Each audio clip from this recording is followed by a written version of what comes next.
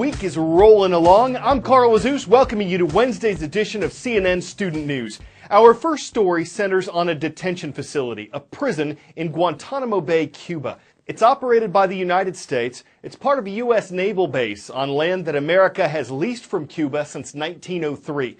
To start, we're covering the plan. Yesterday, President Obama called for the detention facility at Guantanamo to be closed. The U.S. government has identified 13 potential places where officials could transfer the remaining prisoners. There are about 91 of them there. But no specific location was proposed. This isn't the first time the president has pushed for Guantanamo's closure. When President Obama was elected in 2008, he vowed that he would close Guantanamo Bay within a year. There we go. 7 years later, that has not happened. Well, let's start from the beginning. The Guantanamo facility is rented from the Cubans and was normally used as sort of a naval and Coast Guard base for the United States. When we went to war against Afghanistan in 2002, soldiers were picking up what were called men who were unlawful combatants, who were picked up on the battlefield. And they were sent to Guantanamo in sort of a hastily arranged agreement so that they might be processed while there. Well, they weren't processed, they stayed there. Over the course of the War on Terror, close to 1,000 men have been detained at Guantanamo Bay. Now the debate. The Obama administration says closing the detention center and transferring the enemy combatants held there would save the U.S. tens of millions of dollars per year. There have been accusations that some of the prisoners at Gitmo have been tortured or mistreated, that the facility itself is a dangerous symbol being used abroad to recruit terrorists. And President Obama says keeping the facility open is contrary to American values. But the administration says it needs congressional approval to shut it down. And Republicans and some Democrats have said they're concerned that moving the prisoners to U.S. soil would threaten national security. House Speaker Paul Ryan says moving suspected terrorists to the U.S. is illegal. And American intelligence suspects that dozens of the men who've already been transferred out of Guantanamo have returned to terrorism. Next, to India. Almost 80% of people there are Hindu. And the controversial caste system used to determine the advantages and disadvantages that different castes or classes would have. That was abolished 67 years ago. And India has implemented programs to give those once considered members of lower castes advantages in getting jobs and admissions. But it's a relatively well-off group that recently protested, blocking highways, burning buildings, and looting. They say reverse discrimination has put them at a disadvantage. And though they reached an agreement with the government that ended the protests after 16 people died, the demonstrations disrupted a water station that supplied part of New Delhi. We're at one of 150 water tanker filling stations in New Delhi. Since the crisis began, they've been operating all day. Every 5 to 7 minutes or so, a water tanker truck like this one has been arriving. They've been filling it up and going to neighborhoods nearby in the northwest of Delhi. This one is headed to a colony around the corner, and we're going to go along and see what happens.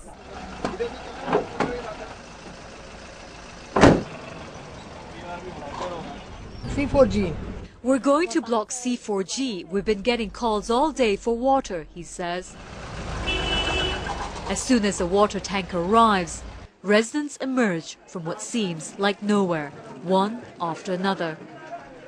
Word has spread that the water tankers arrived, so we've seen people coming from all over the neighborhood with their buckets, containers like these, even kettles, basically whatever container they have to fill up as much water as they can. They haven't received any water here for the past 3 days, and this is the first time the water tanker has arrived. They jostle for space. They argue. As one asks the other to wait online, the other shouts back, "Don't take more than 2 buckets. Share." We can live without a shower, but what about cooking or cleaning our utensils? What about flushing our toilets? It's become so difficult nowadays. Every morning, I just dream about water, she says. 72-year-old Lakshmi Ramaswamy has gone back and forth 3 times already. Anything more than this steel urn would be too heavy. She shows me how she's been storing what's become her prized possession.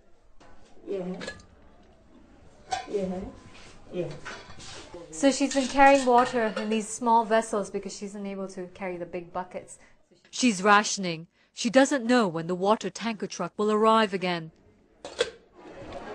From the elderly to the youngest in the family, everyone pitches in, collecting every last drop. It only took 15 minutes to empty out this truck. Now back to the filling station to carry out this routine all over again. Sunima Uras, CNN, New Delhi.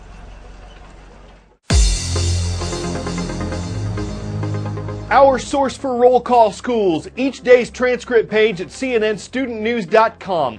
Yongcheon High School knows this. We found their request on yesterday's transcript. Hello to everyone in Yongcheon, South Korea. Jumping over to Wood River Junction, a village in Rhode Island. It's great to see the Chargers of Cherahoe High School. And from Burlington, Kansas, we've got the Wildcats. Burlington High School rounds out our roll. Okay, space travel. It's not for everyone, but for those who want a taste of it, yet don't see themselves working for NASA, a private space flight may be on the horizon. No engineering degree necessary.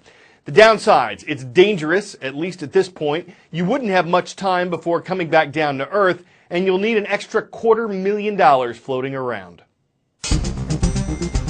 Richard Branson's Virgin Galactic wants to be the world's first commercial space line. That is, the first company to take regular people into space on a regular basis. And this is the spaceship they say could do it. Spaceship Two Serial 2 was constructed here in the Mojave Desert in this secretive hangar. We're really looking forward to getting it into the air where it belongs and then eventually into space. Head back and we're accelerating. Dave McKay is Virgin Galactic's chief pilot. He's been training inside of the simulator hundreds of times, waiting for a real spacecraft to fly again. After rollout, we expect in the next couple of months to be in flight test. Of course, that's hugely significant.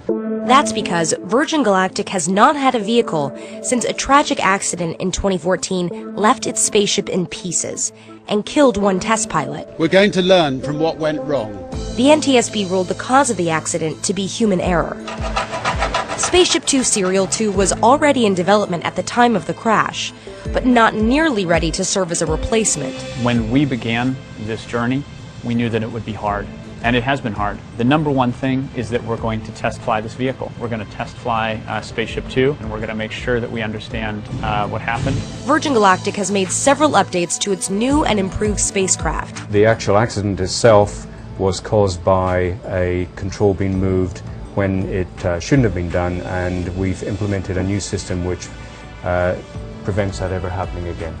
But building the spaceship and adding those new features has taken time. Spaceship Two Serial 2 has been under construction for more than 3 years. 2, 1, release, release, release. This is how it works. The mothership, White Knight 2, carries the spaceship 50,000 feet into the air.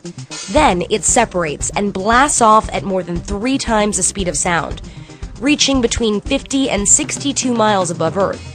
The 6 passengers on board will experience about 6 minutes of weightlessness. And at this point, or very shortly, we're going to allow the customers to unstrap and they can float around. More than 700 customers have already paid $250,000 for a seat when Virgin Galactic eventually starts commercial operation. It's a sensational experience, of course, but it's more important than that. It's a first step in the opening up space to the wider population of the world.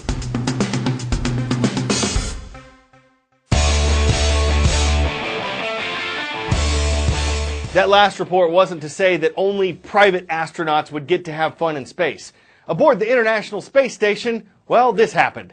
Astronaut Scott Kelly, who's spending almost a year in orbit, recently received a care package from his twin brother back on Earth. It contained a gorilla costume. So why not? This isn't the first time an ape has spent time in space, but it probably is the first time that one chased other astronauts around. NASA, the National Aeronautics and Simian Administration. They're simian to have a really good time up there. People say spaceflight can be pretty hairy. At least they found a spacesuit that, if not breathable, is still pretty appealing. I'm Carl Azus, and NASA all the time we have for CNN Student News.